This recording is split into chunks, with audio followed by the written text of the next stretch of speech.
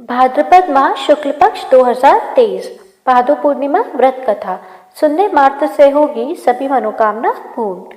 जय श्री राधे। आप सभी का स्वागत है कथा तिथि चैनल में। आप सभी को भाद्रपद पूर्णिमा की हार्दिक शुभकामनाएं। माता लक्ष्मी और भगवान विष्णु की कृपा आप सभी पर हमेशा बनी रहे। पौराणिक ग्रंथों में भाद्रपद पूर्णिमा की एक कथा काफी प्रचलित है। द्वापर युग में एक बार यशोदा माँ ने भगवान श्री कृष्ण से पूछा कि वह उन्हें एक ऐसा व्रत बताएं जिसको करने से मृत्यु लोक में स्त्रियों को विधवा होने का भय न रहे तथा वह व्रत मनुष्यों की सभी मनोकामनाएं पूर्ण करने वाला हो। ऐसे में भगवान श्री कृष्ण ने मुस्कुराते हुए यशोदा माँ को एक ऐसे व्रत की कहानी विस्तार से बताते हुए कहा कि सौभाग्य की प्राप्ति के लिए स्त्रियों को 32 पूर्णिमा का व्रत करना चाहिए। यह व्रत अचल सौभाग्य देने वाला और भगवान शिव के प्रति मनुष्यों की भक्ति बढ़ाने वाला है। इसे सुन यशोदा माँ ने श्री कृष्ण से पूछा कि इस व्रत को मृत्यु लोक में किसने किया था। इस पर श्री हरि ने बताया कि इस धरती पर एक रत्नों से परिपूर्ण कार्तिका नाम की नगरी थी। वहाँ चंद्रहास नामक एक राजा राज करता था। उसी नगरी में एक धनेश्वर नामक ब्राह्मण था। उसकी बहुत सुंदर और सुशील पत्नी थी जिसका नाम रूपवती था।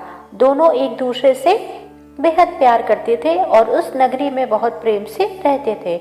उनके घर में धन्य दान आदि की कोई कभी कमी नहीं थी, लेकिन संतान न होने के कारण वह अक्सर चिंतित रहा करते थे।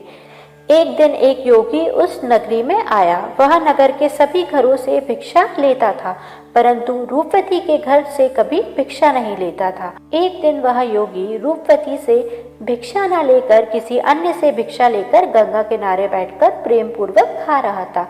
तभी अपने भिक्षा के अनादर से दुखी होकर धनेश्वर योगी से भिक्षा न लेने की वजह पूछता है।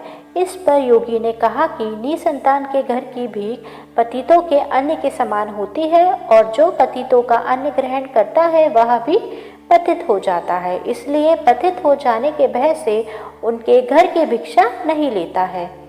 इसे सुन धनेश्वर अत्यंत दुखी हो गए और उन्होंने योगी से पुत्र प्राप्ति का उपाय पूछा। यह सुन योगी ने उन्हें मां चंडी की उपासना करने के लिए कहा।